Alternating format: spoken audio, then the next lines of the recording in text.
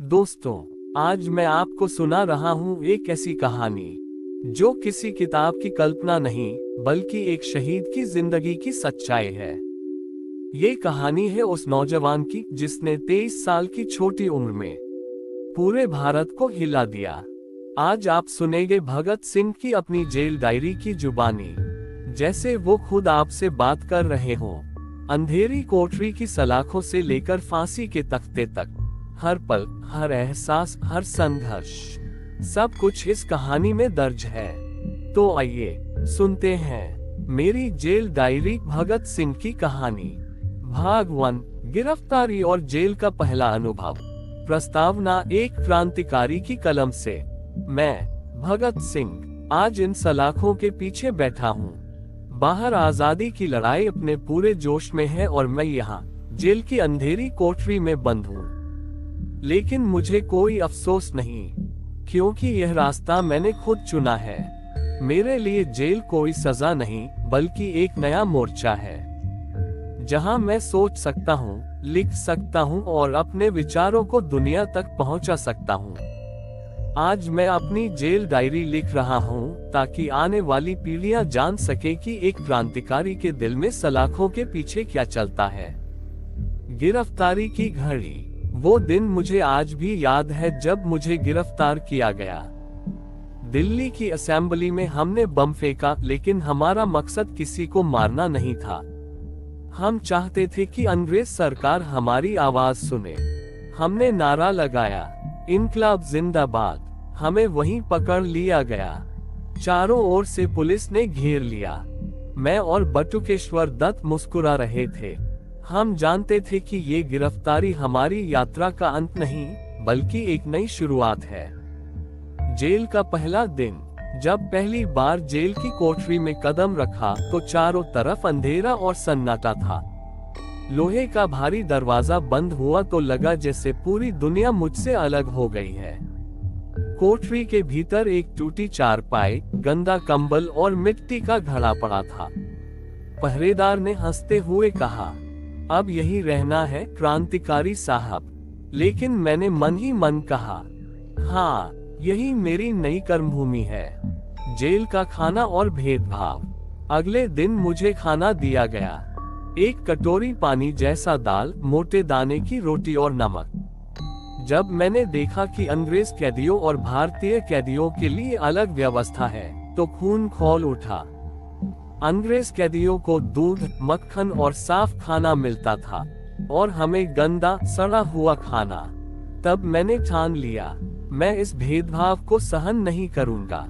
साथ ही क्रांतिकारियों से मुलाकात। धीरे धीरे मेरी मुलाकात अपने साथियों से होने लगी। राजगुरु, सुखदेव, जतिन दास, सब एक ही जुनून में डूबे थे। हम एक दूसरे से कहते, भाई, हमारी राह कठिन है लेकिन मंजिल खूबसूरत है। हम सलाखों के बीच भी हंसते, गाते और अपने सपनों की बातें करते। हर बार मुलाकात के वक्त हम इनकलाब जिंदाबाद के नारे से जेल की दीवारें हिला देते। जेल की सबसे बड़ी कसक थी माँ की याद। जब पहली बार माँ मिलने आई, उनकी आंखों में आंसू थे।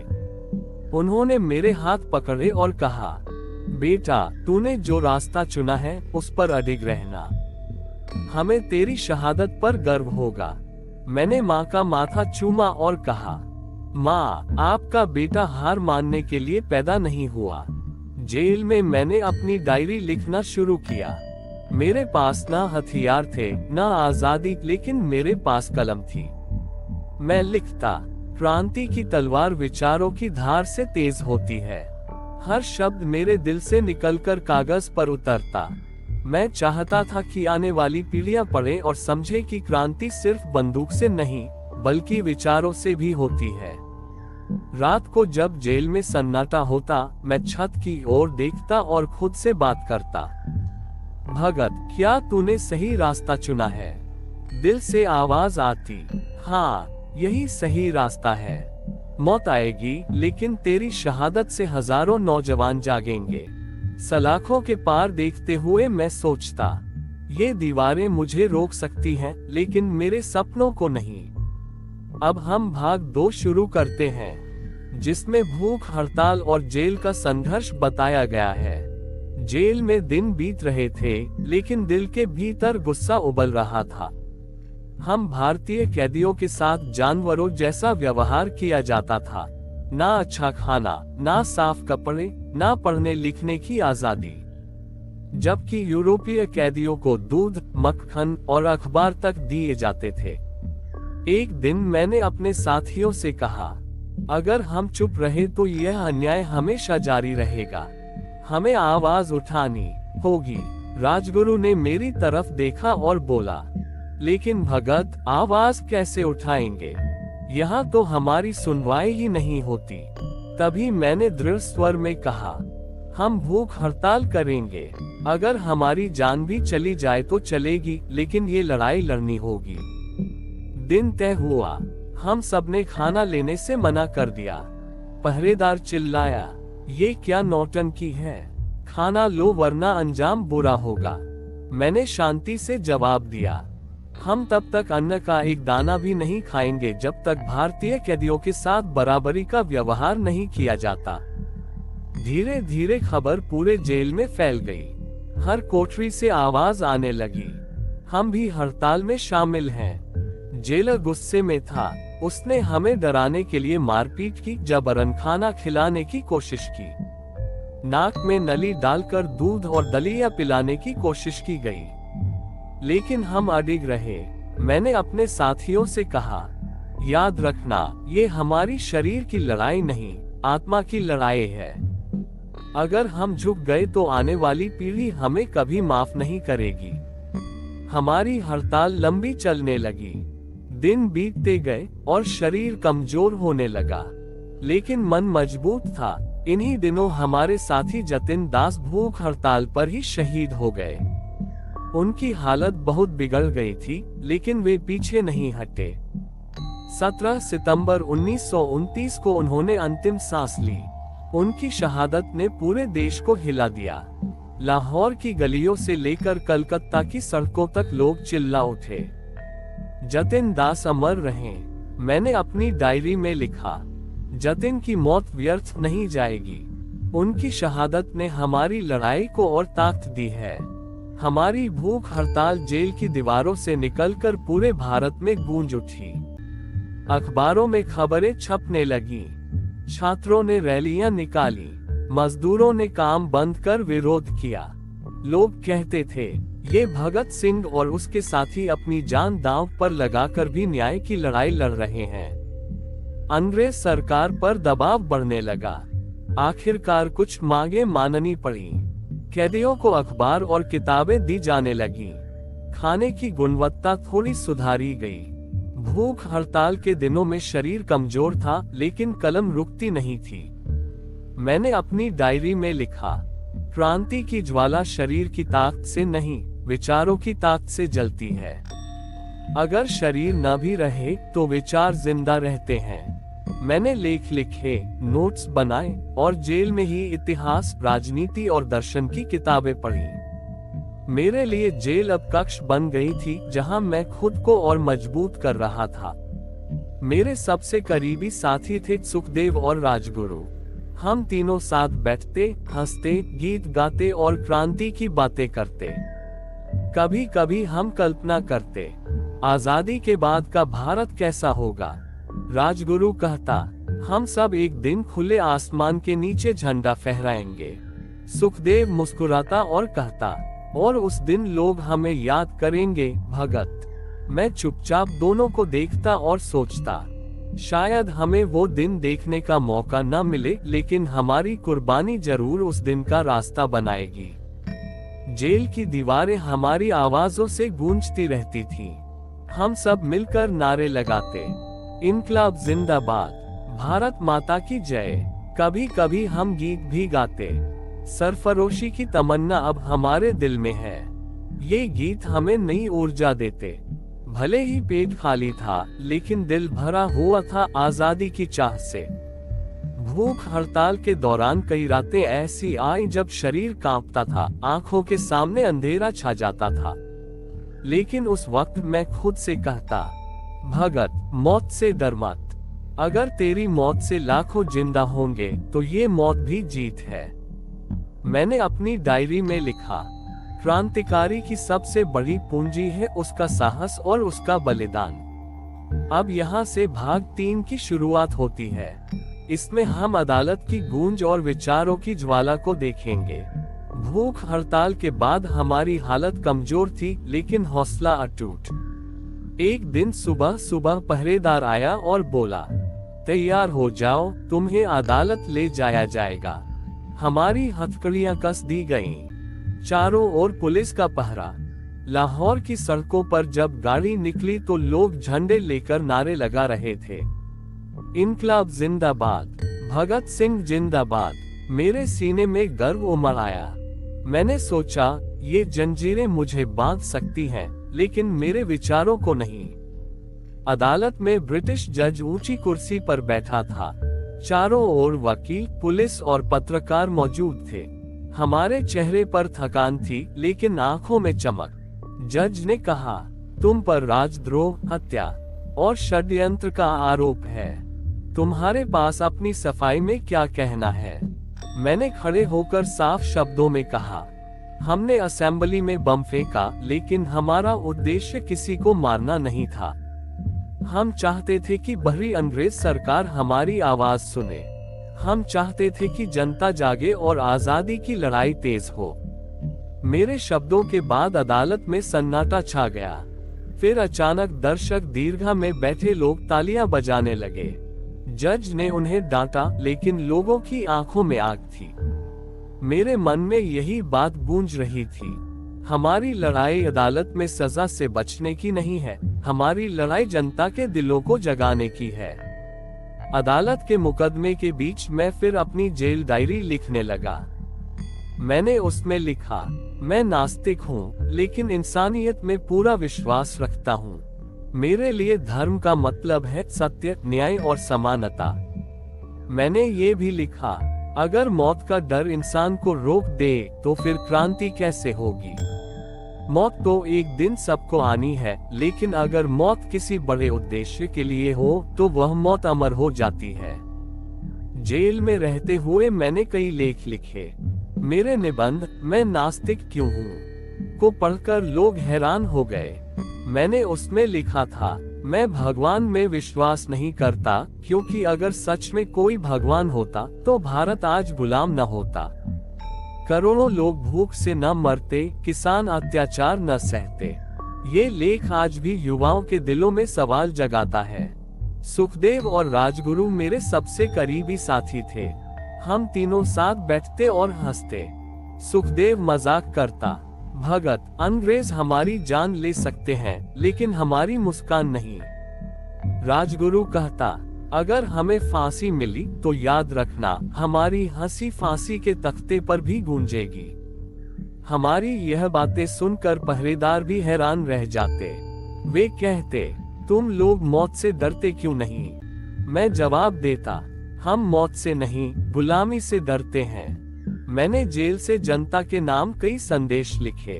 मैं कहता, मेरे देशवासियों, अगर तुम सच में मुझे प्यार करते हो तो सिर्फ मेरे नाम के नारे मत लगाओ।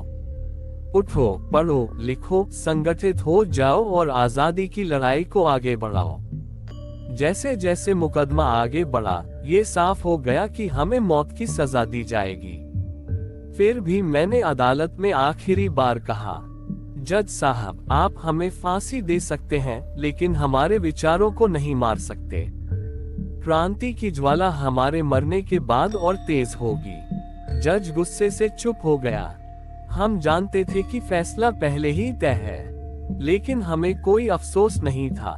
उस दौर में कई रातें ऐसी आईं जब मैं नींद में डूब नहीं पाता। मैं सलाखों को पकड़कर सोचता, भगत, तेरी जिंदगी छोटी होगी, लेकिन तेरे सपने लंबे होंगे। तेरी मौत तेरे विचारों को और गहरा करेगी। मैंने अपनी डायरी में लिखा, क्रांति की तलवार विचारों की धार पर तेज होती है। बंदूक और बम से सिर्फ रास्ता बनता है, लेकिन असली लड़ाई विचारों की होती है। जब बाहर जनता हमारे लिए प्रदर्शन करती तो जेल की दीवारें गूंज उठती। हम सुनते, भगत सिंह अमर रहें, इनकलाब जिंदाबाद। हम सलाखों से झांकते और मुस्कुराते, हमारा दिल कहता, हाँ, जनता अब जाग रही है, यही हमारी जीत है। अब यहाँ से भाग 4 शुरू होती है। इसमें फांसी का फैसला और अंतिम दिन के बारे में बताया गया है। दिन आया जब अदालत का फैसला सुना दिया गया। जज ने कठोर स्वर में कहा, भगत सिंह, सुखदेव और राजगुरु को फांसी की सजा दी जाती है। उस पल अदालत में सन्नाटा छा गया। कुछ लोगों की आंखों से आंसू बह निकले, लेकिन मेरे होठों पर हल्की मुस्कान थी। मैंने मन ही मन कहा, वाह री जिंदगी, तू कितनी छोटी है, लेकिन तेरे बहाने मैं अमरता पा लूंगा। जब हमें जेल में बताया गया कि हमें फांसी होगी, तो मेरे साथी राजगुरु जोर से हंस पड़े। उन्होंने कहा, भगत, देखना, हम तीनों एक ही दिन इतिहास में अमर हो जाएंगे। सुखदेव ने गंभीर स्वर में कहा, याद रखना, हमारी मौत लाखों को जगाएगी। मैंने अपनी डायरी में लिखा, हमारी जिंदगी भले ही खत्म हो जाए, लेकिन हमारे विचार और हमारी कुर्बानी आने वाली पीढ़ियों के दिलों में जिंदा रहेंगे। परिवार से मुलाकात। फांसी से पहले एक दिन मुझे परिवार से मिलने की इजाजत दी गई। मेरे पिता, छोटे भाई और माँ आए। माँ ने जैसे ही मुझे देखा, आंखों से आंसू बह निकले। उन्होंने मेरे हाथ थामकर कहा, बेटा, तू मरने नहीं, जीने आया था। लेकिन अगर मौत ही तेरी मंजिल है, तो माँ को तुझ पर गर्व है। मैंने माँ का चेहरा देखते हुए कहा, माँ, रो मत, तुम्हारा बेटा हारने नहीं जा रहा, जीतने जा रहा है। मेरी मौत लाखों के दिलों में आग लगाएगी। मेरे छोटे भाई ने मुझे गले लगाया। उसकी आंखों में आंसू थे। मैंने कहा, तू पढ़ लिख कर देश की सेवा करना। याद रखना, आजादी की लड़ाई सिर्फ बंदूक से नहीं, ज्ञान से भी लड़ी जाती है। जेलर हमें देखता और दंग रह जाता। वह अक्सर कहता, तुम तीनों मौत से डरते क्यों नहीं? औरों की तरह रोते चिल्लाते क्यों नहीं? मैंने हंसते हुए जवाब दिया, जेलर साहब, मौत तो हर किसी को आनी है। फर्क बस इतना है कि कोई डरकर मरता है और कोई हंसकर। हम हंसकर मरेंगे। 23 मार्च 1931 की रात आई। जेल के अंधेरे गलियारों में अजीब सा सन्नाटा था, लेकिन हमारी कोठरी से हंसी और गीत की आवाज आ रही थी। हम तीनों ने मिलकर गाना गाया, सरफरोशी की तमन्ना अब हमारे दिल में है, देखना है जोर कितना बाजुए कातिल में है। उस गीत की गूंज से पूरी जेल हिल गई। पहरेदार भी भावुक हो गए, कुछ के तो आंसू निकल आए। फांसी से कुछ घंटे पहले मैंने अपनी डायरी का आखिरी पन्ना लिखा, मौत मुझे बुला रही है, मैं तैयार हूँ। अगर मेरे मरने से मेरा देश जाग उठे, तो यह मौत सबसे सुंदर है। मेरे खून की हर बूंद इस मिट्टी को सींचेगी और आजादी की फसल उगाएगी। सुबह होने से पहले हमें फांसी के तख्ते की ओर ले जाया गया। हम तीनों एक दूसरे का हाथ पकड़े हुए थे। हमारे चेहरे पर कोई डर नहीं, बल्कि मुस्कान थी। जब रस्सी गले में डाली गई, तो हमने एक साथ नारा लगाया, इनकलाब जिंदाबाद, भारत माता की जय। और फिर 23 मार्च 1931 को हम तीनों हंसते हंसते फांसी पर झूल गए। जब ये खबर बाहर पहुंची तो पूरे भारत में तूफान मच गया। लोग सड़कों पर निकल आए। हर गली, हर मोहल्ला, हर शहर में सिर्फ एक ही आवाज गूंजी, भगत सिंह अमर रहें। अंग्रेज सरकार डर गई, लेकिन अब बहुत देर हो चुकी थी, क्योंकि हमारी मौत ने लाखों दिलों में आग जला दी थी। अगर आज मेरी आत्मा आपसे बात करे, तो बस यही कहेगी, दोस्तों, मैं मरकर भी जिंदा हूँ। मेरे सपनों को पूरा करना तुम्हारी जिम्मेदारी है। क्रांति की ज्वाला बुझनी नहीं चाहिए, इसे आगे बढ़ाना है, ताकि हर इंसान आजाद, बराबर और खुशहाल हो सके। अब अंतिम भाग 5 देखते हैं। इसमें शहादत के बाद अमर क्रांति की गूंज बताई गई है। 23 मार्च 1931 को जब हम तीनों फांसी पर झूल गए, तो जेल की दीवारें खामोश थीं। लेकिन उस खामोशी के बाहर पूरे भारत में तूफान उठ चुका था। सुबह जब लोगों को खबर मिली कि भगत सिंह, सुखदेव और राजगुरु को फांसी दे दी गई है, तो चारों ओर शोक और गुस्से की लहर दौड़ गई। लाहौर, दिल्ली, कलकत्ता, पटना, कानपुर, हर जगह भीड़ उमड़ आए। लोग चिल्ला रहे थे, शहीदों की चिता पर लगेंगे हर बरस मेले, भगत सिंह अमर रहें। लाहौर जेल के बाहर हजारों लोग इकट्ठा हो गए। लोगों का कहना था, अंग्रेजों ने हमारे वीरों को रात के अंधेरे में फांसी देकर उनके शव छुपाने की कोशिश की, लेकिन ये शरीर चाहे जल जाए, इनकी यादें जलने वाली नहीं है। कुछ लोग रो रहे थे, लेकिन उनकी आंखों के आंसू गम से नहीं, गर्व से थे। हर माँ अपने बच्चे से कहती, बेटा बड़ा होकर भगत सिंह जैसा बनना। मेरी शहादत का सबसे बड़ा असर युवाओं पर पड़ा। हजारों विद्यार्थी क्रांति की राह पर चल पड़े। कई युवाओं ने पढ़ाई छोड़कर आंदोलन में कूदना अपना धर्म समझा। किसी ने कहा, भगत सिंह ने दिखा दिया कि देश के लिए जीना ही नहीं, मरना भी पड़ता है। तो किसी ने कहा, अगर भगत सिंह 23 साल की उम्र में इतना कर सकता है, तो हम क्यों नहीं। महात्मा गांधी, जवाहरलाल नेहरू और सुभाष चंद्र बोस सब ने हमारी शहादत पर अपनी भावनाएं व्यक्त की। नेहरू ने कहा, भगत सिंह की मौत ने भारत की युवा शक्ति को जगा दिया है। आज से भारतीय क्रांति एक नई दिशा लेगी। सुभाष बाबू बोले, अगर कोई नौजवान भारत की आजादी का सच्चा प्रतीक है, तो वह भगत सिंह है। उनकी शहादत हमेशा याद रखी जाएगी। मेरी जेल डायरी के संदेश। मेरी जेल डायरी के पन्नों में लिखे शब्द धीरे धीरे लोगों तक पहुंचने लगे। लोग पढ़ते और भावुक हो जाते। मेरी शहादत के बाद माँ से पूछा गया, आपका बेटा चला गया, आपको दुख नहीं होता? माँ ने आंसुओं के बीच गर्व से कहा, मेरा बेटा मरा नहीं, मेरा बेटा तो जिंदा है।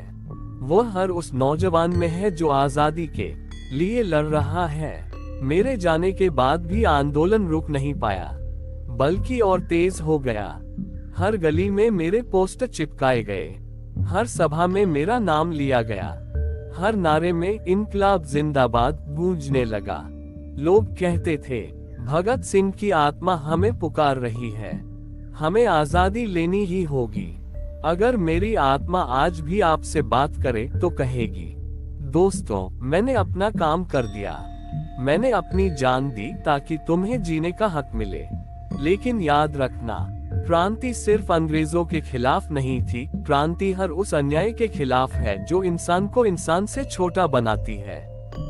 अगर तुम्हारे समाज में अब भी भूख है, गरीबी है, असमानता है, तो लड़ाई अधूरी है। अगर स्त्रियां और मजदूर अब भी हक से वंचित हैं, तो लड़ाई अधूरी है। अगर शिक्षा और आजादी सबके पास नहीं पहुंची, तो लड़ाई अधूरी है। मेरे नाम के नारे मत लगाओ, मेरे सपनों को पूरा करो। आज मैं इतिहास का हिस्सा हूँ, लेकिन मैं केवल एक इंसान नहीं, एक विचार हूँ। और विचार कभी मरते नहीं। जब भी कोई अन्याय के खिलाफ खड़ा होगा, वहाँ भगत सिंह होगा। जब भी कोई नौजवान देश के लिए कुछ बड़ा करने का सपना देखेगा, वहाँ भगत सिंह होगा। जब भी कोई आवाज गूंजेगी, इनकलाब जिंदाबाद, वहाँ मेरी आत्मा मुस्कुराएगी। दोस्तों, ये थी मेरी जेल डायरी भगत सिंह की कहानी। 23 साल की उम्र में भगत सिंह ने हमें सिखाया कि जिंदगी लंबी नहीं, बड़ी होनी चाहिए। उन्होंने दिखा दिया कि मौत भी छोटी लगती है जब मकसद बड़ा हो, मातृभूमि की आजादी। आज सवाल हम सबके सामने है, क्या हम सिर्फ उनका नाम लेकर खुश हो जाएंगे या उनके सपनों का भारत बनाएंगे? अगर आप भी मानते हैं कि शहीदों की चिता पर लगेंगे हर बरस मेले, तो इस वीडियो को आगे जरूर शेयर करें, ताकि हर दिल में फिर से गूंजे, इनकलाब जिंदाबाद, भगत सिंह अमर रहें। धन्यवाद।